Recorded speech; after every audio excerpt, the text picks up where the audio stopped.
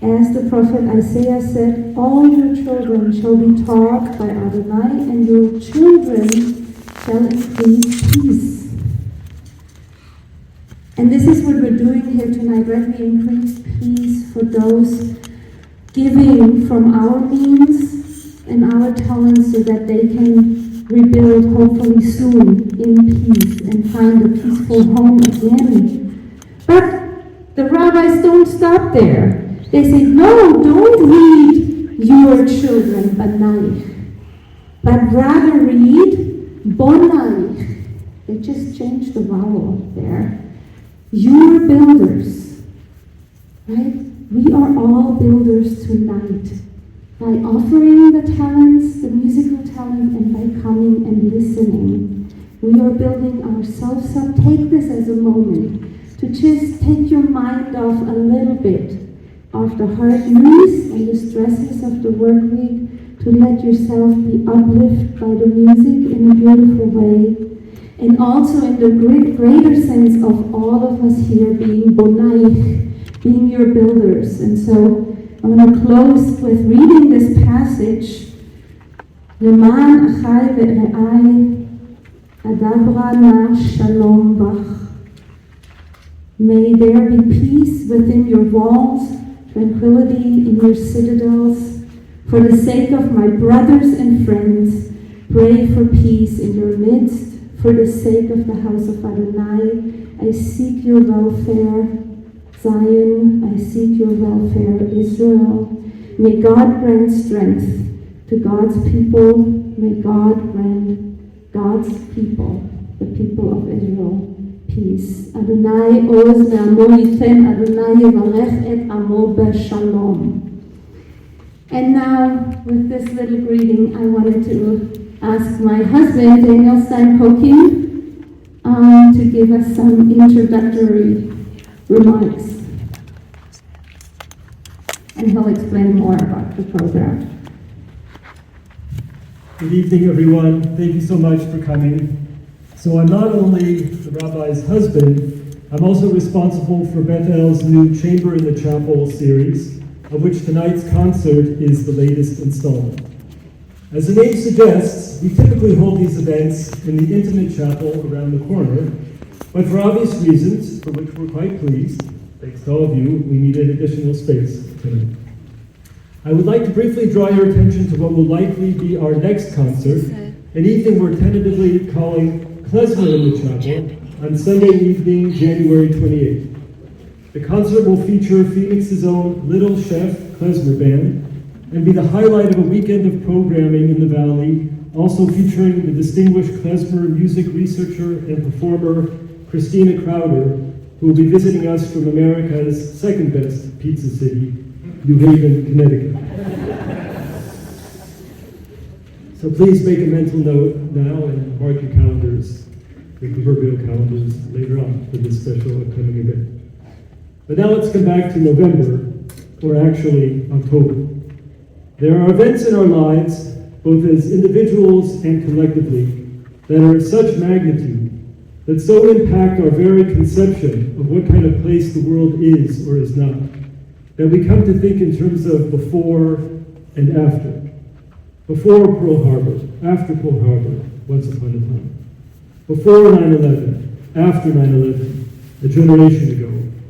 And now, in the present day, before October 7th, after October 7th. What exactly that after means, of course, remains to be determined, to be interpreted, and to be processed, especially as the war continues. But already it's clear that the events of that dreadful day have raised deep questions about military preparedness, political leadership, reliance upon technology, and about the security of Jewish life today, whether in Israel or in the diaspora. In the relative calm of the current truce, and joy of the release of some of the hostages can hardly assuage the anxiety over what still, unfortunately, lies ahead. And I just draw your attention to this chair here, commemorating one of the far too many hostages, Tzachi Idan. And we hope and pray for his and for all the others released. And it is of course also clear that the tremendous destruction caused on that terrible day, the lives lost or forever scarred, the communities damaged or destroyed, not to mention the economic and cultural costs, will require tremendous determination and resources to even begin to overcome. Each person on their own can do very little, but working together and joining forces, we can accomplish quite a lot. And that is why gatherings like tonight's concert are so very important. As you can see on the back of your programs, the funds raised at this concert will support the Israeli charity Lev Echad's special Chavot Barzel, Swords of Iron, moniker for the war initiatives, and the post-war rebuilding of Kibbutz Be'eri, devastated on October 7th. Founded in 1946, Be'eri is one of Israel's iconic communal settlements, and well known for its printing presses, some of the country's most advanced, as well as its gourmet cheese. On October 7th, Hamas terrorists killed more than 130 of its approximately 1,100 residents. 80% of the recovered bodies revealed evidence of torture, and took an additional 29 hostages, 18 of whom have now been returned. The carnage is especially tragic given the kibbutz's long-standing commitment to helping its Gaza neighbors, including arranging transport for them to medical treatment in Israel. Lev Echad means one heart in Hebrew, but that doesn't mean that there aren't multiple organizations bearing that name. The one described on the program is actually a different heart, a Lev Echad. Founded in 2005, the Lev Echad will be supporting is a civil aid organization focused on crisis response in Israel and around the world.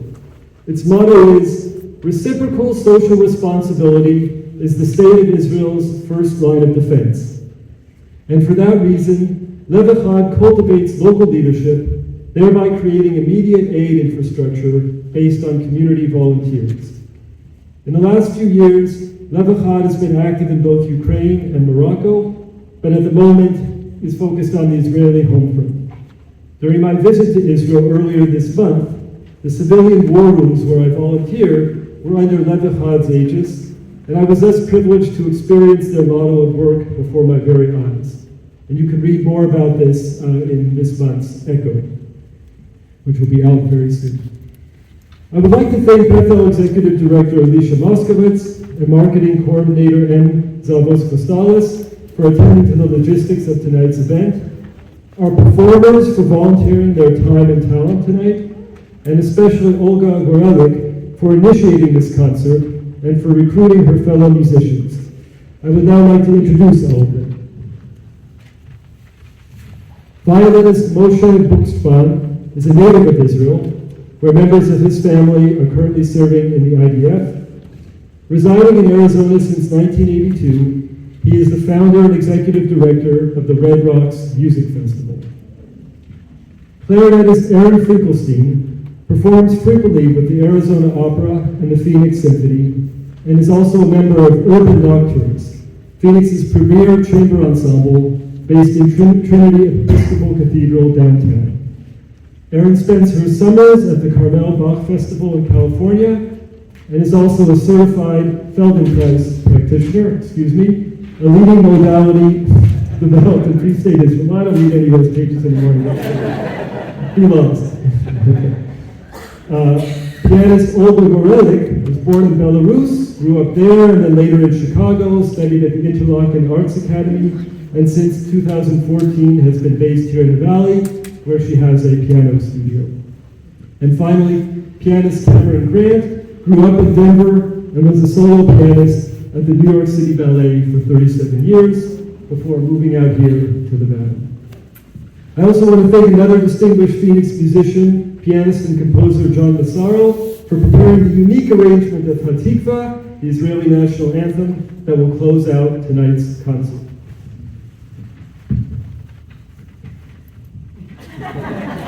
I am sure that I do not speak only for myself in highlighting the tremendous comfort of community in dark and unsettled times. And so before we begin the formal concert, I'd like for us together to take note of this fact in singing together the classic Jewish song of togetherness. The words, which come from the book of Psalms, are, as many of you have guessed by now, Hine Matov Umanayim Shevet Achim Gam Yachad, which translates as, behold how good and pleasant it is for brothers to sit together. Brothers and sisters, of course. So, fair enough. Sisters and brothers. Yes. Hine Matov Umanayim Shevet Achim Gam Yachad. Hine Matov Umanayim Shevet Achim Gam Yachad. Hine Matov Shevet Achim Gam Yachad. Hine Matov Shevet Achim Gam Yachad. Hine Matov Umanayim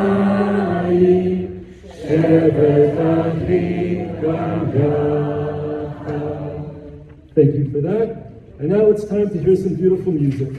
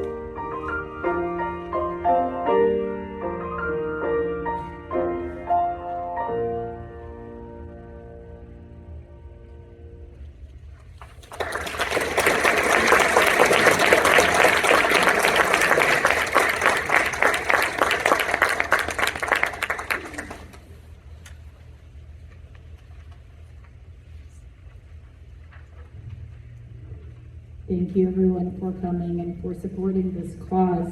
Can you hear me well? I don't practice speaking into the microphone very often. But I would like to say a few words about the next piece on the program, Schubert's Fantasy. Schubert was a master when it came to songwriting, as he wrote a lot of song cycles. And to me personally, his melodies are so pure, honest, and they really touch my heart. I think you'll hear that in the music. Another fascinating aspect of his writing is that he uses the piano like an orchestra, which is really its natural habitat. This is a large instrument that has a lot of colors in it. And the way Schubert writes allows for tremendous drama in this piece. This was written in the last year of his life, and I think you will hear a lot of joy, some wistfulness, really a gamut of human emotions. Historically, pieces about unrequited love became very popular, I think just because of the power of emotion in them, and this is no exception. This is dedicated to one of his young students, whom of course he couldn't marry. But the music came out very beautifully. And it has become one of the most beloved four-hand pieces, and I think rightfully so. So we're really, really excited to present it for you here. Thank you so much for coming. Please enjoy.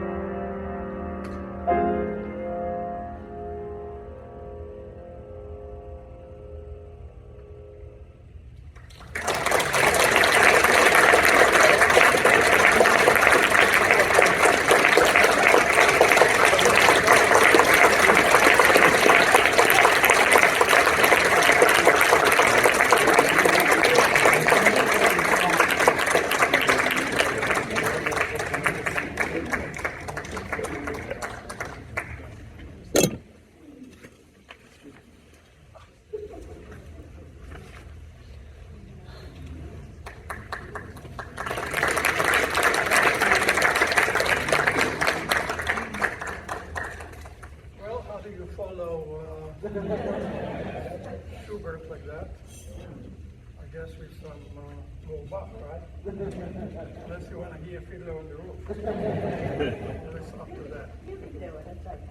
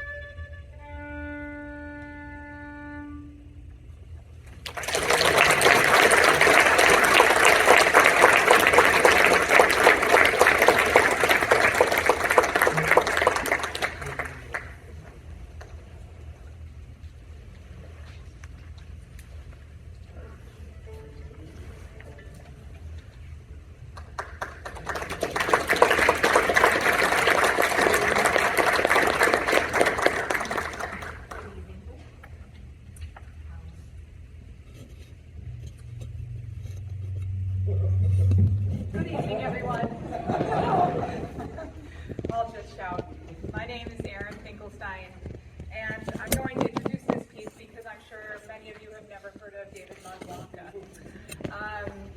This piece was written as a birthday offering for one of his friends who is another colleague and composer. And I chose it because it encapsulates a lot of the emotions that I've been feeling lately. And the goal of this piece was to be written in one page. So it was a birthday celebration, and Barney Child had a bunch of people commission works for him. So David Mazlanka said he wanted to write the biggest possible piece in the shortest amount of space. The first movement is very slow, it's melancholy, it has a very timeless feeling about it, it's very repetitive in nature. The second movement is very fast and building angst, and there's 6 shocking statements, da-da, da-da, that you'll hear. The third movement, moderately slow, is very cyclical in nature. There's a long phrase that is repeated 5 times. It's very hopeful, and it represents to me the cyclical nature of life and of history. And the fourth movement is a frenzy of explosive energy. So please enjoy the Little Symphony.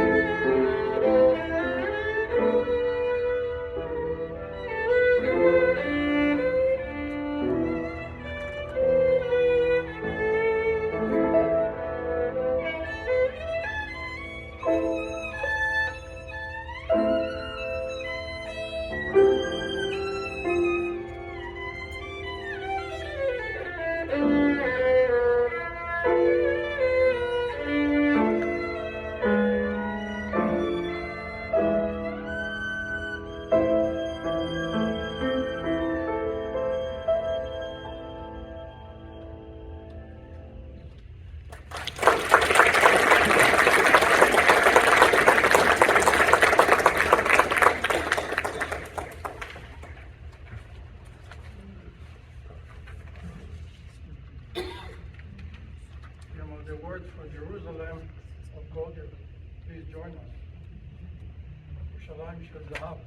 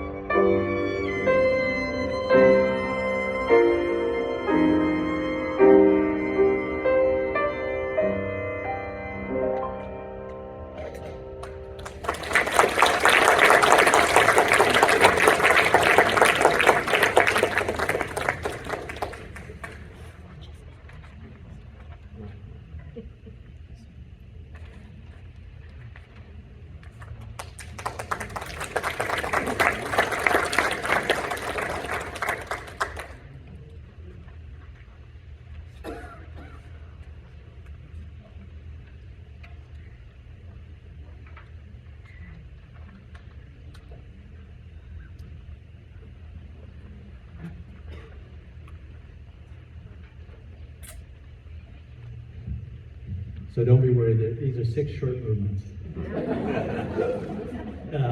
4A was born in 1845 and died in 1924. So when he was born, Chopin was still composing, and when he died, Louis Armstrong and Stravinsky were going full throttle. So it's a pretty good time to be a musician. He spent his life teaching piano, composition. One of his students was Ravel. You know, not hard to teach Ravel. And as a church organist, he didn't really like the organ. He only liked the piano, but he got salary playing that organ. And then after he was 50, he was recognized as a major composer because he was so busy, he wasn't writing that much. And finally, he had enough time to do a little more writing. So the Dali Suite, just a couple of notes about that. It was written for the daughter of a female friend, not his wife. And her nickname was Dolly. And it was, he wrote things, you know, little pieces for her birthday or for New Year's Eve or something like that. And there are 3, the first one, the Berceuse, or Cradle Song, was for her first birthday. And the second one, Meow, is not about a cat. It was her attempt to pronounce her older brother's name of Raoul. So she's like, meow, meow. And the kitty waltz is also not a cat. Her dog was named Ketty. So, I don't know, the publisher probably thought, Ketty's not going to go anywhere, let's do Kitty. And the last is a Spanish dance.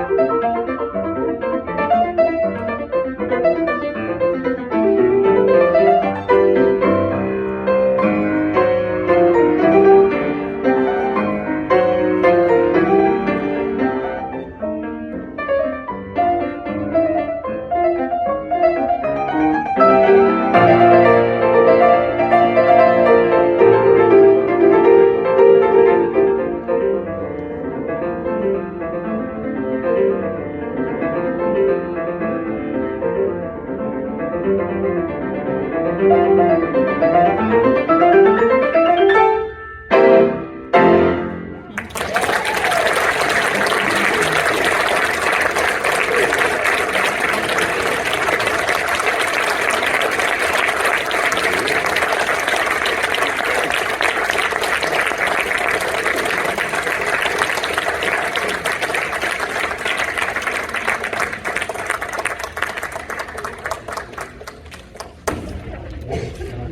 a wonderful way to conclude any part of the program. Thank you all so much. So I really would like to thank all of our musicians once more, not only for their wonderful artistry, but also for the beautiful and varied program that they put together. We revisited some beloved favorites, and also, at least I'll speak for myself, explored some enticing new territory. So thank you for that.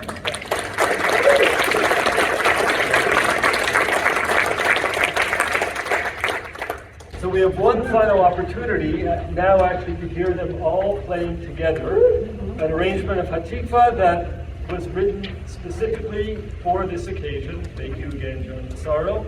And so I'll invite everyone to stand as they're able, and the musicians will play Hatikva 2 times. The first time we will just listen to them, and then there'll be some very striking fermatas and folds in the middle as they finish the first round. And then I invite us all to sing along, and you have the text, so feel free to join in.